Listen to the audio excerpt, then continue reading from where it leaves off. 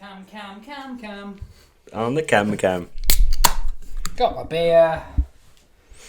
Ice cream pale ale. Taste of Manchester. I miss it so much. Let's not go into that straight away.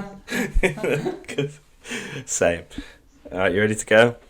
Hello everyone, welcome back to the back post. We're switching it up a little bit. We're changing things because we're running out of things to talk about because there's no football on. So what we're doing now is we're planning on making 2 videos a week, one being a FIFA video and one being like a shorter form of the podcast. So basically just to take one topic, have a chat about it, keep it to 10 to 20 minutes. And that's what we're doing. So today it's just me and Josh. Adam's busy doing uni work. How are you, Josh? Good. I mean, just as obviously that's what we plan to do. We'll probably change by next week. You know, we might have a great idea. Something might happen. But this is what we're working with for now. This is the base we're working with. I've actually kept a really straight face and a really, really sensible face. I need to turn Jay down because he's making my ears bleed. Right, there we go. You are now bearable. Literally, you started speaking, I was like... Oh, no. I'm going to zoom in on that. You're just like, oh no.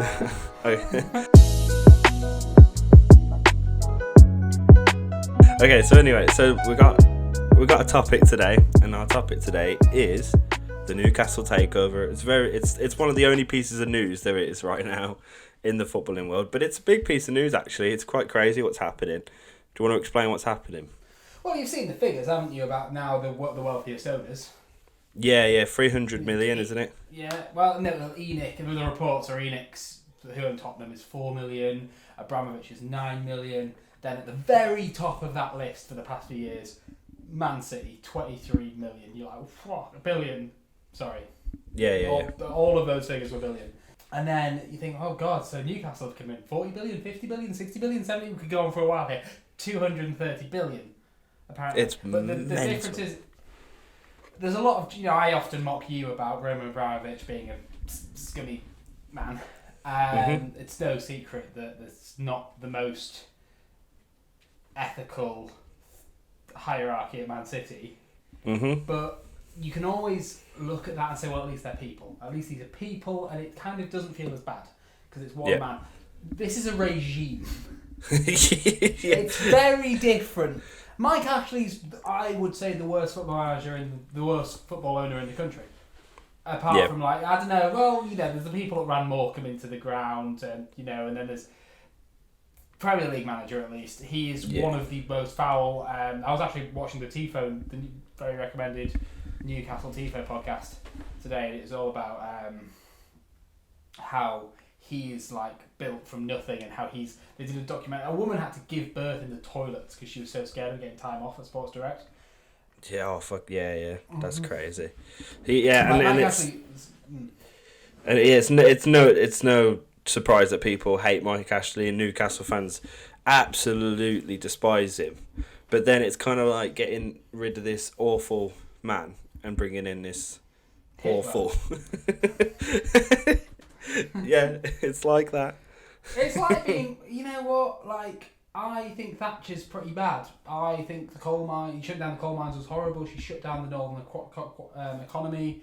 My vote's going to Hitler next time, personally. And everyone going, no, that's worse. Maybe that's a loose analogy there. But the real question is what happens now, because we've just seen City. What can happen with this, Jay? They can't just spend. I mean, obviously not going to spend 230 billion, but they can't just come into the league and spend £1 billion. That's not how football works. Yes, that's the thing. When Roman came in, that's what he did. He just came in and spent because there was no financial fair play. But we all know that there'll be ways that they can try and get around it, and we all know that there's some dirty inner goings of the footballing world. So if you throw enough money at someone might be able to get rid of certain rules. You can definitely find loopholes, but City got a bit lucky, didn't they? In a way, because they had like Company, for example. He's still the best defender they've had in 10 years, and he wasn't part of the money takeover. He was just there as an average midfielder that became one of the greatest centre backs in the league. There's no one at Newcastle right now, bar Paul Dummett, that if you were to pump £1 billion into that club and replace everyone, you'd go, well, we have to keep him still. What about Andy Carroll, mate? Andy Carroll, John Joe Shelby, Lascelles, and Dummett, they're obviously staying, but in order to actually build a team capable of winning things, every single piece of that puzzle has to be replaced. Yeah, definitely, and that's the thing. I guess like this, people think that now over the next 2 seasons they're going to be like challenging. It'll be the next couple of years, but with this money, in the next couple of years, they are going to be in the top 5 easy, which is weird, isn't it? Weird, but then again, I think one of the most unfortunate clubs to be where they are. I think Newcastle are one of the biggest clubs in the country. They're an incredible football club. Yeah, and with an incredible following. To be fair, they're so loved by their fans. And and it just it probably maybe has fears for more of a Tottenham. I think that this is happening. But you know what though? It's the issue is sorry. I was going to say about the fans. Like this puts them in such a predicament because you can't just stop following your football club. You can't especially if you're a bit of an older generation. You've been watching Newcastle for years. You can't just stop liking Newcastle. But you're gonna get now. They're just gonna get loads of abuse for being, owned by who they're owned by. It's such a shit situation that the hardcore fans are gonna be put in. I think it's a really important moral question. I'm not going to give a definitive answer. My relationship with Tottenham would change massively if this takeover happened to Tottenham. Yeah, I would maybe still watch it and enjoy it, but I would maybe I don't know. I'd really, really struggle.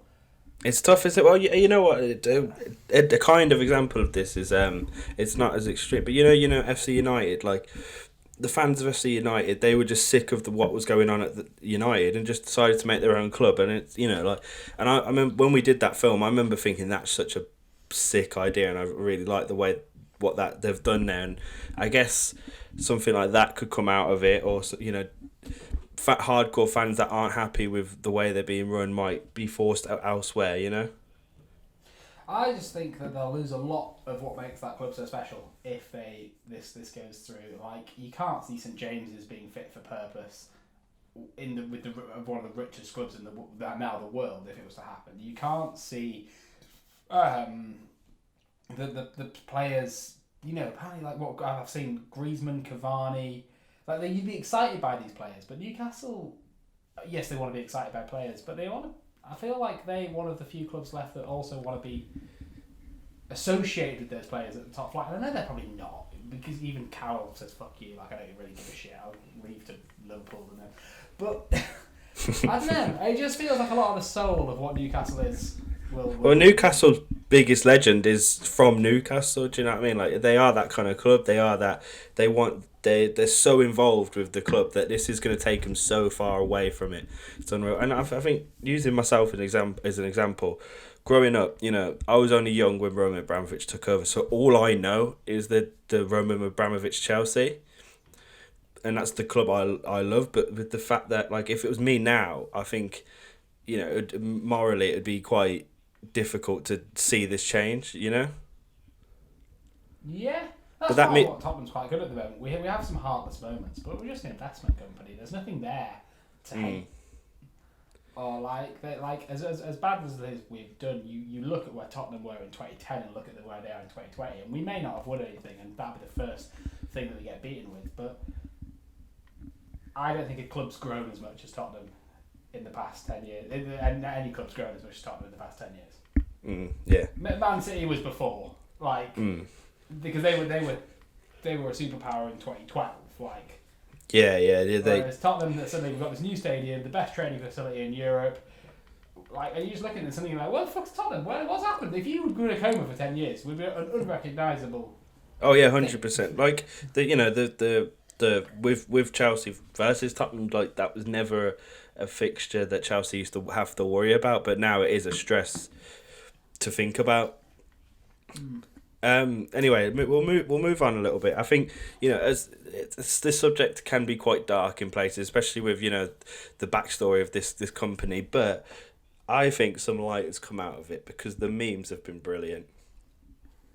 I love them. I think there's the obvious like change in the lineup to see like Mbappe and everyone there next season and stuff, which but Steve Bruce is still managing.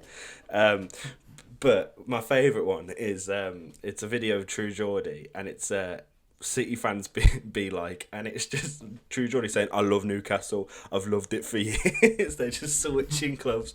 I'm the True Geordie. I've been a fan of this great club all my life, and this is why I love Newcastle United. Been a Newcastle fan since I can remember. As soon as I could say football, that was it. Newcastle. Just when you mentioned Steve Bruce still being manager there, have you seen one of the biggest links? No. Maurizio Pochettino. Oh, you know what? Yes, I have. Yeah, that's. I've seen that. There's talks of Allegri as well, but you might jump ship, mate. You might. You know what? Looking at Tottenham just getting slightly worse, and just Pochettino's had a great time up north, and you see me slowly just take off a Tottenham shirt, and there's just black and white stripes underneath. I mean, to be fair, the signs were there. You've done your FIFA series with them. Yeah. So I used to live there. You know, I've got. Oh my God, I forgot you used to live there. That's mad, mate. You're a full-on Geordie now. Fair play. Oh yeah, that's true. That's all I've got to say on the map. Okay, I think those fucking weird seahorses. What? You're gonna get a tattoo of each of them on each like side of your chest. Each nipple is an eye of the seahorse. Pochettino in the middle. No, this is good. This is good content. Why are you moving on? I don't want to break it up. What's going on? I'm bringing the quality content. What do you mean? Oh my God! I just love the fact that Pochettino's in the middle. Pochettino would like do bits with that money at Newcastle, though, wouldn't he? I saw someone just say Pochettino with Arab money is a cheat code. It is. And I think you know how good Mario Pochettino is, but I still think because of this lack of trophies, people don't realise what happened to Tottenham in the Pochettino years. Mate, yeah, you went from fuck all. Well, not fuck all. You went from a club that you went from nothing. No, you went from a club that was like mid-table, it maybe, and now you're top six easy. Like everyone keeps you in the conversation for top six. Bit of trivia for you, Jay, just as a point of emphasis, and I don't expect you to remember, although you might. Who was our manager before Pochettino? It weren't Villas-Boas, was it? Not quite. What do you mean, not quite? Well, it was, but he was very recently before that. But there's someone else. It's lost on me, mate. It was motherfucking Tim Sherwood. Hey! He managed Tottenham for half the season, and honestly, it was the maddest time.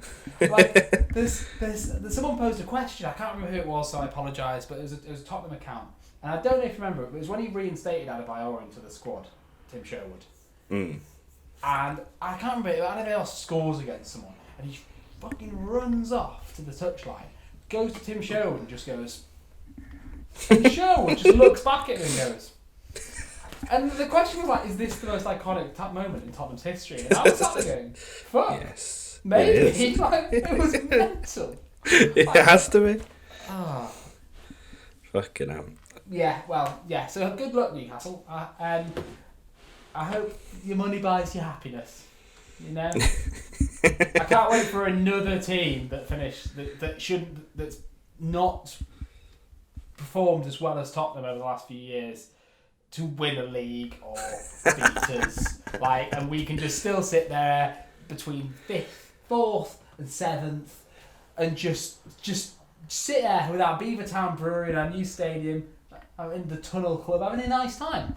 While such an indie club. Every team slowly parades past us with trophies. One at a time, though. One at a time. Our own Beavertown brewery called one of our own, and it's a beer you can only get in the stadium. So what the fuck? What would you rather? What would you rather, that or a trophy? I would love it. I actually really want to try a pint of one of our own. So if anyone out there knows how I can get one, I want the can. And there's a glass, Jay. There's a Tottenham Beavertown Glass. Oh. Yeah, you got to get your hands on that. Anyway, they're not a thing. Okay, yeah, sorry. You said there was something you wanted to say at the end of this before we end, so go on. 1 sec. 1 sec. I'm not happy, Jay. Oh no, why? I'm not happy. Okay. Because I don't know if you know, Jay, but the Premier League, they've just started their tournament today. I know a lot of teams have done it with loads of different places all over the world. Like, I think Tottenham played Porto the other day on FIFA. But, you know, this is the Premier League doing it, the Premier League, right? Mm-hmm. I'm going to read you some names, and I want you to, at the end of this list, I'm going to ask you to see if there's anything that you don't quite recognise there, alright? So here are some participants. Sterling, Sissoko, James, Billing, Gomez, Atsu, Trent, Grennan and Franceschi. Right. Anyone there you don't recognise, Jay? Run for them really quick. Sterling, Sissoko, James, Billing, Gomez, Atsu, Trent, Grennan and Franceschi. Grennan. Yeah, and? Yeah. One more. Franceschi? Correct. That's because, Jay, every other team has put their players forward. Reece James is going to be playing FIFA for you. Yep. Diego Yotta's going to be playing for Wolves. Cantwell's going to be playing for Thing. Mousset's going to be playing for Thing. And United and Arsenal have bought gamers in, like e-gamers in. Wow. Fuck off, United and Arsenal. That's not the spirit of the game.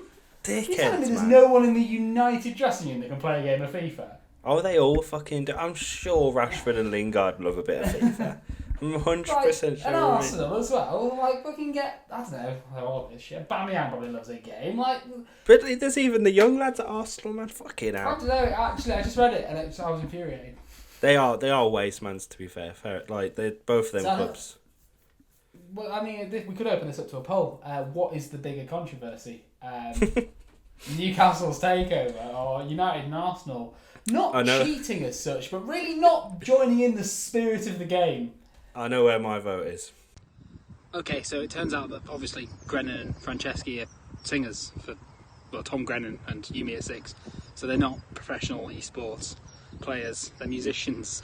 And one of them got absolutely battered by Trent today, but not the point, is it? Still, just play your players. Oh, I don't know.